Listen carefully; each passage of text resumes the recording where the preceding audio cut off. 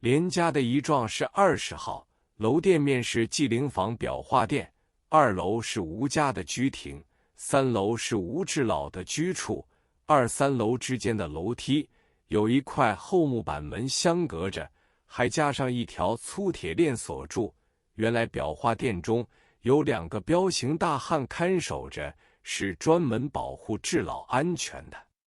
另外有条通路是在14号的后门走到3层楼，有一条走廊要经过16号、18号，但是到18号有一重极厚的木门，要先按电铃。18号中人就有人打开木门上的窗洞，同来人讲话，先问你找何人？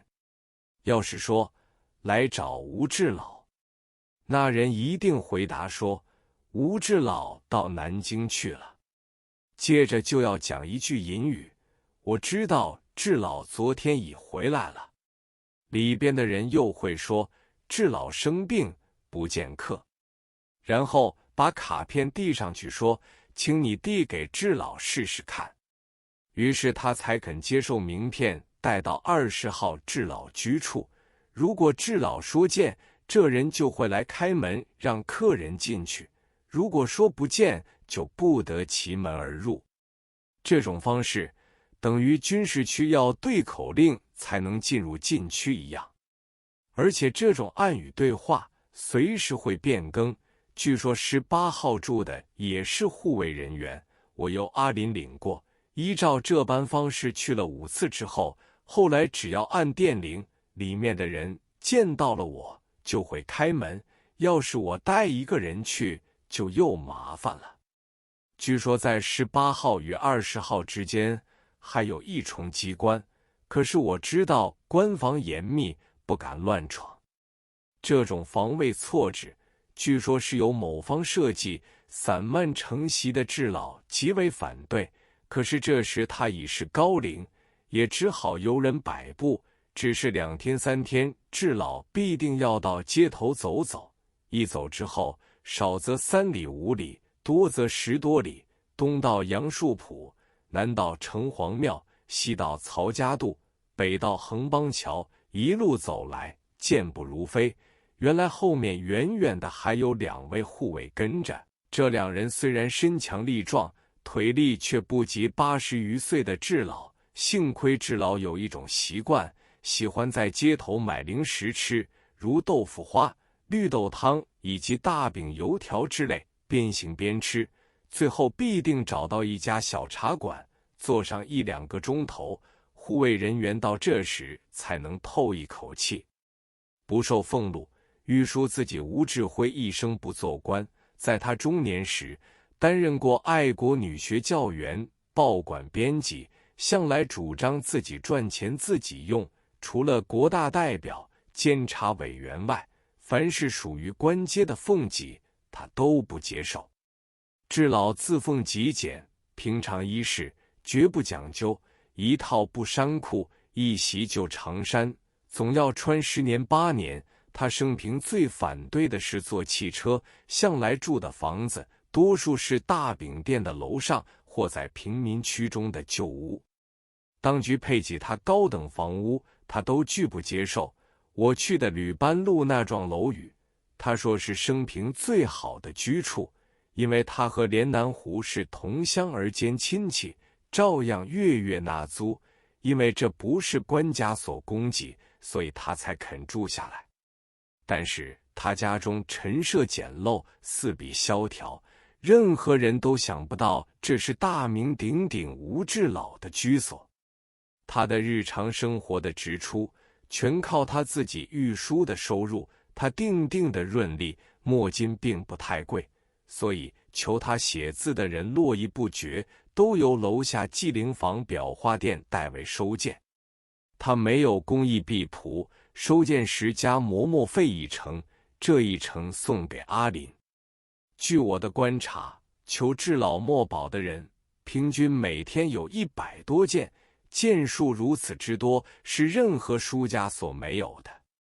阿林把每天所收到的白纸一件件照着款式折成暗线，贴上一张黄纸条，写好求字人的上款，下午开始磨，整整要磨上几个钟头。清晨就请智老写字，智老的脾气很爽快，一早就写字，一件一件把它写成，十足要写上3、4个钟头，才把一天之中来件写完。所以他从来没有积件，求字的人今天送纸，次日下午即可取件。倒是楼下的裱画店赶不上他的速度，一副对联至少要裱上1星期，所以裱画店的生活只能随量接受，或是转脸介绍其他裱画店，而各裱画店也都欢迎吴志老的迅速交件。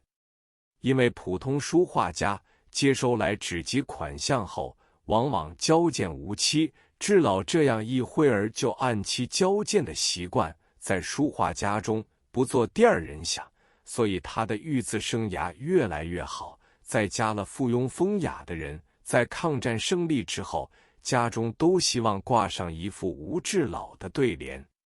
阿林为人简朴而勤力，他对自己的收入极感满意，一望而知是一个标准的忠仆。